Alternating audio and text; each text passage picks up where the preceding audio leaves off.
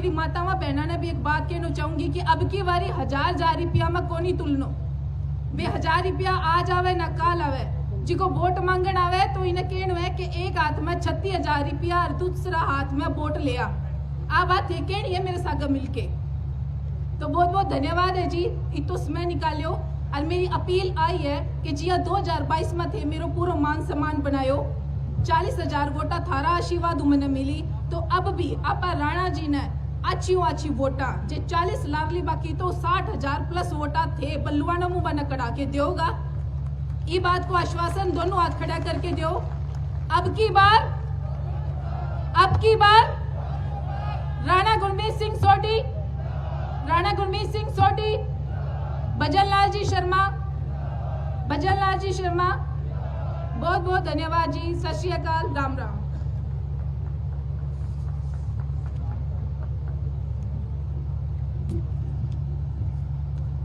ਹੁਣ मैं बेनती करदा अपने विच अज विशेष तौर पर अपना कीमती समा कढ़ के पहुंचे, जोरदार ताड़ियों नाल स्वागत। बहुत ही मानयोग सत्कारयोग Shri Bhajanlal Sharma ji, CM Rajasthan. Welcome sir.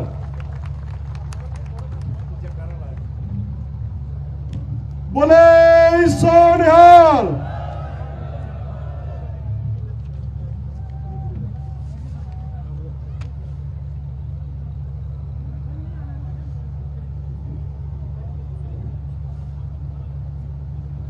बोलिए भारत माता की। अरे भाई ये बल्लुआना वालों को क्या हो गया? ये तो मैंने सुना है ये फजिल्का की धरती, फिरोजपुर लोकसभा की धरती है, और बल्लुआना से जो आगे बात बढ़ती है वो पूरी लोकसभा में जाती है। तो क्या हो गया आपकी आवाज को ऐसा? जरा जोर से बोलेंगे, भारत माता की। देखिए ना, भारत माता की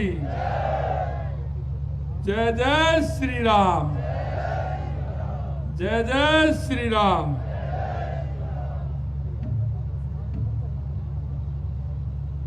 फिरोजपुर लोकसभा क्षेत्र से हमारे प्रत्याशी भाई श्री राणा गुरमीत सिंह सोढी जी की इस सभा में उनकी धर्मपत्नी श्रीमती टीना सोढी जी, उनके बेटे हीराजी सोढी साहब, क्योंकि सभी चुनाव है, राणा गुरमीत सिंह सोढी जी दूसरी जगह सभा कर रहे हैं, संपर्क में हैं। इस मौके पर इस लोकसभा के प्रवासी प्रभारी हमारे राजस्थान के पूर्व मंत्री भाई सुरेंद्र सिंह जी सोढी साहब और आपकी बिल्कुल लगी हुई राजस्थान की विधानसभा सादलपुर से विधायक भाई गुरमीत जी बराड़ साहब, पूर्व विधायक राम कुमार जी गोयल साहब,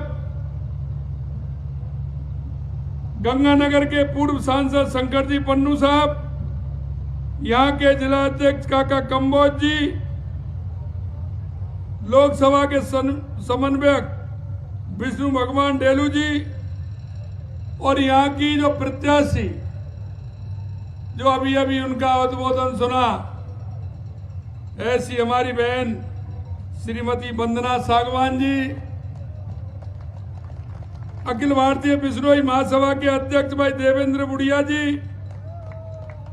जिला अध्यक्ष कुमार समाज के श्री गंगाजल मलेठिया जी, विधानसभा के समन्वयक सुवेद वर्मा जी, पूर्व एमएलए बलवीर सिंह जी लूथरा साहब, राष्ट्रीय कार्यकारिणी के सदस्य धनपत जी सेहाग, राणा संधू जी, हमारे राजस्थान से आए डॉक्टर ब्रजमोहन जी, एवं मेरे सामने बैठे सभी मेरे पूजा योग बुजुर्गों, नौजवान दोस्तों, मेरी माता बहनों, मैं सबसे पहले आप सभी को नमन करता हूं, वंदन करता हूं, आप सभी का अभिनंदन करता हूं कि आप देख रहे हो जिस तरह से गर्मी है, गर्मी में आप सभी लोग इतनी बड़ी संख्या में आए हैं। सबसे पहले मैं आप सभी को बहुत बहुत बधाई और साधुवाद देना चाहता हूं। यह सूरवीरों की धरती है, यह उन अन्नदाताओं की धरती है जो धरती मां का सीना चीर करके अन्न उत्पादन करते हैं, अन्न उत्पादन करते हैं। इस पंजाब की धरती को अन्न का कटोरा भी कहते हैं और दूध का कटोरा भी कहते हैं। यह दूध का जिस तरह से पंजाब के अंदर हमारा किसान दूध पशुओं को पाल करके दूध निकाल करके पूरे देश में देने का काम करता है, इसी तरह अन्न उपजा करके पूरे देश में अन्न पहुंचाने का काम पंजाब का किसान करता है।